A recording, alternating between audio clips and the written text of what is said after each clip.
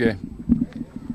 We've just had a Central Committee meeting of the Orange Democratic Movement. You can see the members here. I'll introduce those who are here. The Deputy Party Leader is Sosi. The Secretary General is next to me, Edwin Sifuna, Gladys Wanga, Governor of Homa Bay, and also Chair of the National Executive Committee. And we have here Rose Buyu, a member of the committee, and Akiro Nixon, yes, member of the committee. You're here? Ketoro, also member of the committee. Some members had left because of urgent commitments elsewhere, but we are about how many, 10 people to that effect. But others have gone for some urgent commitment. So the Secretary General is going to read the resolutions that we have arrived at after our meeting, which I'll now give him the opportunity to do. I thank you, Honorable Party Leader. So this is the statement of the Central Committee meeting of 10th January 2025.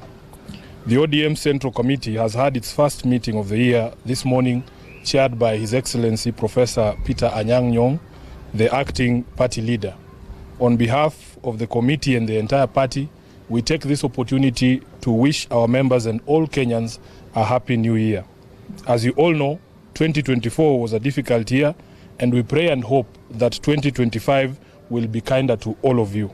This year, the party will be reaching a significant milestone, celebrating its 20th year of existence.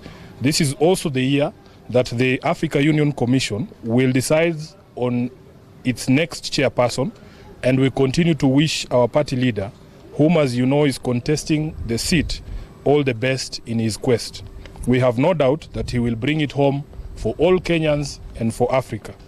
Given the significance of the year ahead, we want to assure our members and the public at large that ODM shall remain a force for good.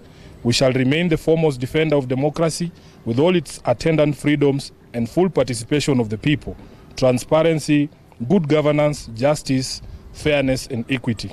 These are the values upon which this party was founded and must remain our guiding star in all engagements with issues affecting the people. We call on all our members to remember that ODM remains a distinct political party in competition with all others to win power by democratic means. To this end, we must all be guarded in pronouncements on the future of the party and particularly refrain from beating the drums of our competitors. We must continue to strengthen ourselves in preparation for the battles ahead. Following the largely successful grassroots elections in November at all polling units in all the 47 counties, the party received 41 appeals. The cases have been reviewed for merit, with most of them being found to be frivolous. A total of 6 appeals were found to be supported by evidence and will be proceeding to hearing before the party's appeals committee. The Central Committee has therefore this morning seconded His Excellency Abdul Swamad Sharif, the Honorable Rosa Buyu, and the Honorable Abdisalan to be members of the Appeals Committee for purposes of those 6 appeals. Upon conclusion of this process, the National Elections Coordinating Committee shall be announcing dates for elections at ward, constituency, and county levels. The party congratulates all those elected in the various positions and has directed the NECC to issue certificates to successful candidates who fully complied with the rules, including the requirement of payment of fees.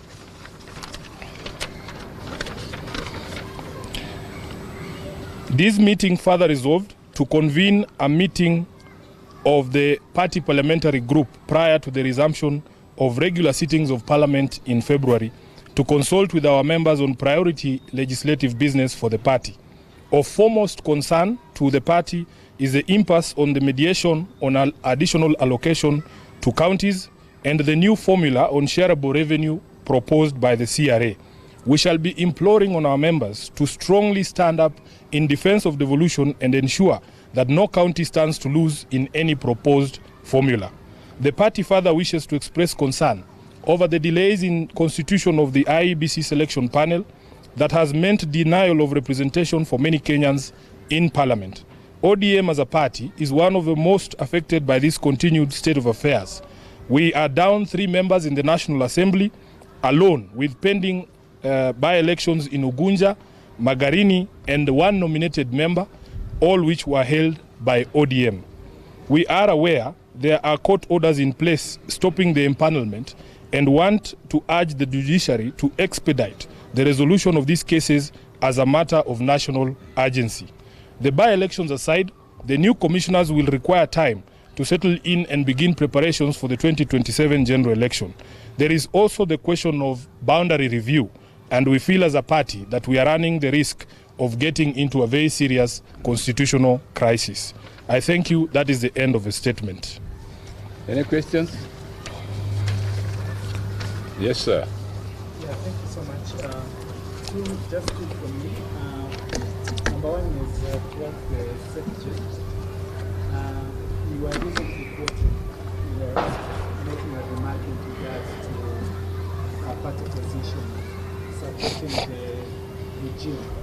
And you were quoted that even if ODM supports that has nothing to do with the statement we have read, please, Seth. With all due respect, can we address what we have said in this statement? We have made it clear here in the statement that all our members, the SG included, must be guided in the remarks regarding 2027, and that we exist as a political party independent and ready to battle it out for power with all the other existing political parties. I think that should be sufficient. Yes, Eric. Yes. Two? You are going to refrain from beating the drums of your people. I think it is clear that we are ODM. We should only speak about ourselves and strengthen ourselves in order for us to be able to capture power, which is what all political parties exist to do. So really it should be as clear as that. And you are aware that even legally, under the Political Parties Act, it is not allowed for members to be preaching the gospel of other political parties other than the parties on which they were elected. That is the law. My name is Barack. Yes. I work for the City Voice. In terms of preparedness, yes. Is ODM prepared? Because Kenyans have been seeing ODM as the alternative party to form the next government. In terms of your preparedness for the 2027 election, have we seen ODM producing